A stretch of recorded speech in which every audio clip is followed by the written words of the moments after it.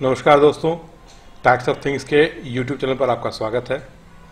आज हम डिस्कस करने वाले हैं एक बहुत ही महत्वपूर्ण टॉपिक जो कि है सेक्शन 16(1) GST के ऊपर जो हमको ITC मिसमैच के नोटिस आ रहे हैं उसके ऊपर आज हम चर्चा करेंगे। चर्चा को आगे बढ़ाने से पहले मैं आप सभी सब्सक्राइबर्स का, व्यूअर्स का धन्यवाद देता हूं। आप हमारे चैनल को पसंद भी करते हैं, लाइक भी करते हैं। इसी तरीके से अपना सपोर्ट बनाए रखिए, हमको मोटिवेशन मिलता है। अगर आप नए हैं तो प्लीज़ सब्सक्राइब करिए।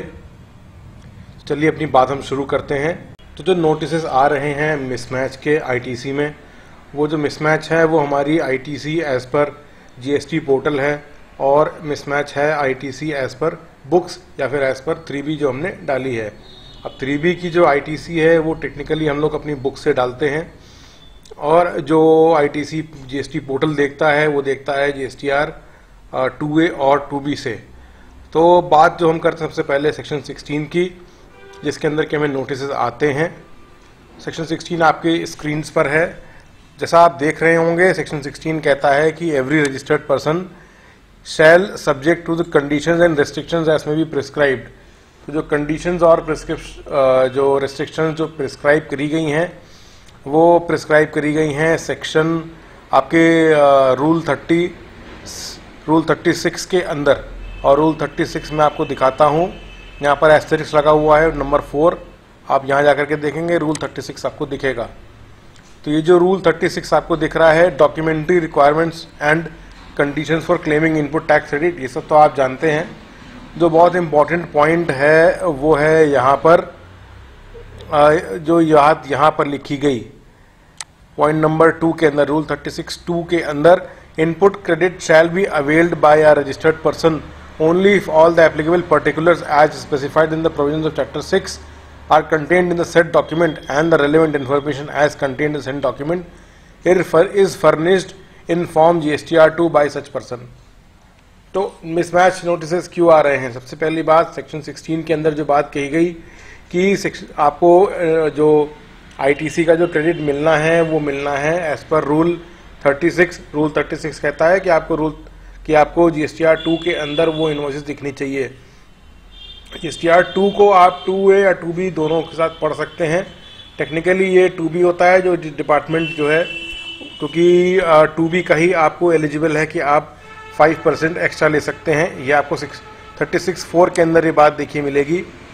यहाँ पर बात लिखी हुई है 5% of the eligible credit available. Eligible credit जो है वो आपका जो वो आपको दिखता है 2B के अंदर। तो अब मेन मुद्दा आता है कि कहाँ पर बात फंस रही है।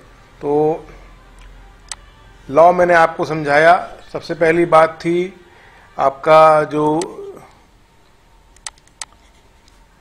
रूल 36 है और इसके साथ हम पढ़ेंगे सेक्शन 16 को, ये है। और इसके साथ जो आपकी बात आती है वो है बुक्स या फिर जो आपने 3B में फाइल कर रखा है।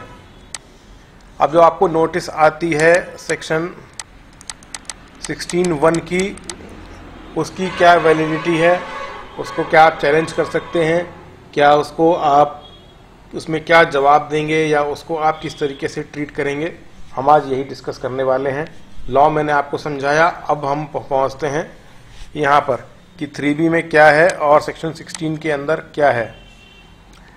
देखिए, सबसे पहली बात तो कि अगर 3B के अंदर आपको मान लीजिए 100 रुपये का क्रेडिट दिख रहा है, यहाँ पर 80 का ही क्रेडिट अलाउड है, तो इस पर आप 5% का वेरिएशन ले सकते हैं। मतलब 4 रुपये का ये टोटल जो क्रेडिट आपका बनेगा ये 84 रुपीज़ का बनेगा। अब जो नेक्स्ट पॉइंट है कि आपको लेना क्या है, क्या आपको बुक्स वाला लेना है या आपको ये वाला लेना है GSTR 2B वाला, आपको कौन सी ITC लेके चलनी है।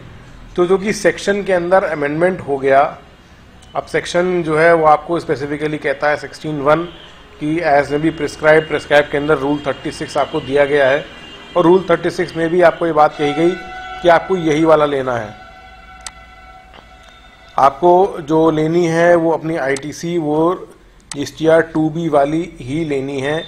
अब आपको जो नोटिस वगैरह आ रहे हैं उनकी हम बात करते हैं। नोटिस के अंदर आईटीसी का मिसमैच आपको दिखता है, मिसमैच ऑफ आईटीसी।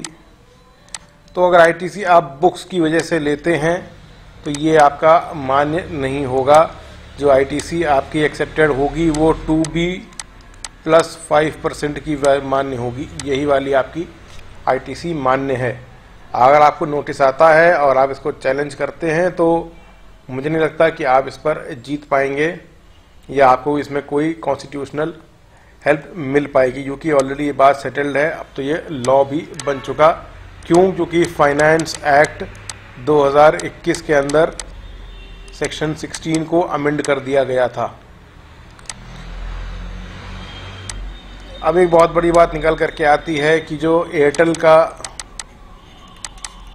केस था और सुप्रीम कोर्ट ने जो डिसाइड किया उसके अंदर बातें थी, मैं आपको वो भी दिखा सकता हूँ, मेरे पास है उसका लीगल टेक्स्ट भी। उसके अंदर जो बातें निकल करके आई थी कि 2A या 2B जो है वो आपकी एक फैसिलिटी है और इस पर आप बाध्य नहीं कर सकते, आपको आईटीसी एस पर बुक्स लेनी थी। मगर ये अर्स्टवाइल जो अपनी पुरानी जो एक्ट थी, या जिसे कह सकते हैं कि ये जो लॉ था, ये जो उन्होंने रूलिंग दी है, ये बिफोर अमेंडमेंट फेवरेबल था। ये बिफोर अमेंडमेंट आप ऐसा कर सकते थे, but after the amendment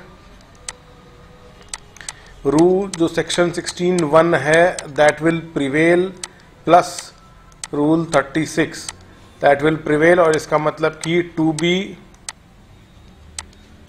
plus 5%।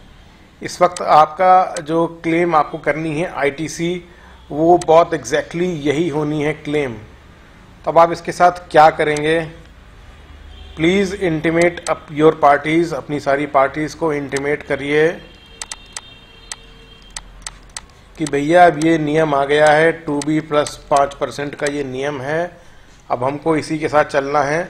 आप लोगों को अपना जो भी फाइल आप करते हैं GSTR1, वो बिल्कुल GSTR1 को आपको by the 11th of the month file कर देना है। 11th of the next month आपको GSTR1 फाइल कर देना है। अगर आप नहीं करते हैं तो हम डेफिनेटली आपका जो आईटीसी का पैसा है उसको हम ब्लॉक करके चलेंगे।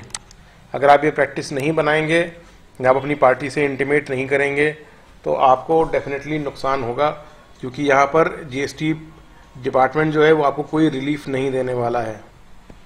तो ये मेरा एक छोटा सा डिस्कशन था सेक्शन 16(1) के जो नोटिसेस थे उनके ऊपर। हालांकि मैं आपको बता दूं, एक डिस्क्लेमर हमको सबसे पहले ही चला देना चाहिए, ये मेरी पर्सनल राय है, मेरी ये पर्सनल व्यू पॉइंट है। हो सकता है आप मेरे व्यू पॉइंट से कनकर ना करें, आप अग्री ना करें, इस बात से कोई इशू नहीं है। आप अपने लीगल कंसल्टेंट्स को एक बार ज़रूर से इस बात के लिए पूछ सकते हैं।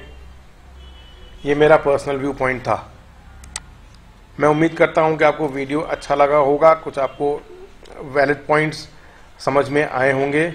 वीडियो आपको अच्छा लगे तो उसको ज़रूर से लाइक करिएगा, शेयर करिएगा, सब्सक्राइब करिएगा। मिलते हैं ऐसे ही इन्फॉर्मेटिव वीडियो में। तब तक के लिए नमस्कार।